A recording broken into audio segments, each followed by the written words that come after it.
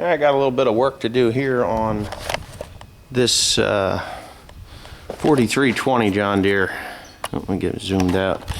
This tractor's a 1972 model. It's a synchro range because the 4320 never had a power shift. They didn't do that. Side console there. It's in pretty rough shape. Well, not rough shape, it's just used. Used a lot. Loaders generally are pretty tough on tractors. When you have a dairy and you did a lot of round bales and stuff with it for years and years and years. Yeah, so what happened here is the legs used to get torn off all the time. It had this rather silly, stupid system that the leg was fastened there, and then it would come up here and slide in, and they would lay flat against the front. Well, you use it, break it off. We broke them off lots of times. So anyways, what I did was I took them off of here. I broke one off of them. I took them off and I laid them over there, right there on the other side of that drum about 4 or 5 years ago. Well, the scrap pile is there. You know, anything that breaks, I wing it out there, and then when somebody comes along and wants scrap metal, I throw it on their truck and it's gone. Well, I told the hired man that was working for me at the time to go ahead and take the load of scrap, but don't take my legs for the loader. Well, he didn't listen. He took them both, threw them on a scrap heap, and they're gone. So this tractor has been stuck with a loader on it for quite some time now.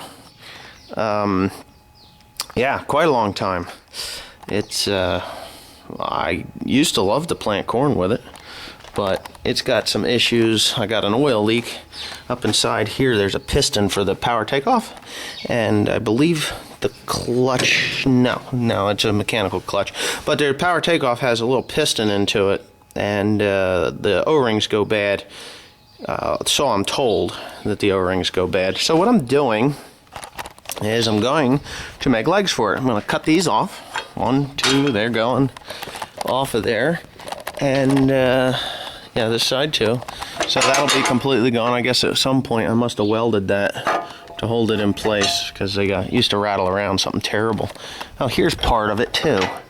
Yeah, and that would come up, and I don't even know how it worked out. But oh yeah, you pull this guy here out, and then you slide it up there, and then it would hold flat. But anyways, it's gone. So I'm gonna cut them off of there. I'm gonna make legs that come down to the ground that I can take on and off as I need them. But the other thing that I need to do is underneath this deck plate, there's a wire that goes to the batteries, and it's in bad shape. As a matter of fact, I see one right there that's burned off. It ain't no good. So what I have to do is take that deck off of there, inspect that wire, figure out what the problem is. I'll probably just solder it fast.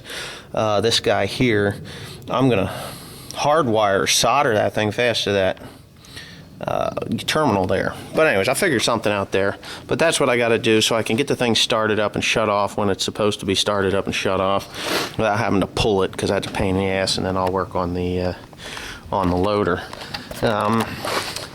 Years ago, quite a few years ago, this cylinder here, the lift cylinder for the pull arms, lift arms, whatever you want to call them. I call them pull arms. That's what the technical term is. These are the lift arms, and the pull arms are their 3-point hitch. That cylinder cracked, and it's quite expensive to replace that. So I just took the arms off, and we only used it for a loader tractor and to pull the corn planter or whatever else we were pulling. I see it's got a broken hitch too. I'm going to have to give that some attention there too. Yeah, got a wrap. There's, looks like Timothy was trying to cut that string with a power washer, and that does work. But anyway, so this is the 4320. It had a new engine put in it when I was a kid, probably around 1981 or 82. It was only about 10 years old, and we needed a new injector pump. We took it over to the dealer that it was actually bought from, which was IG Zag Sales, which they're no longer in business. They put the injector pump on, brought it back here. My dad made it about a mile away when it pumped all the diesel fuel down into the crankcase and spun the main bearings and rod bearings. It was a real mess. He drove it back here. She was smoking and knocking and banging and complaining. So they put a new engine in for us. They paid to put a new engine in. They didn't do it. We hired a man to do it. If I was just a kid or I had done it. And that was really the only main trouble we ever had with this tractor. So anyways, I'm going to get started on this.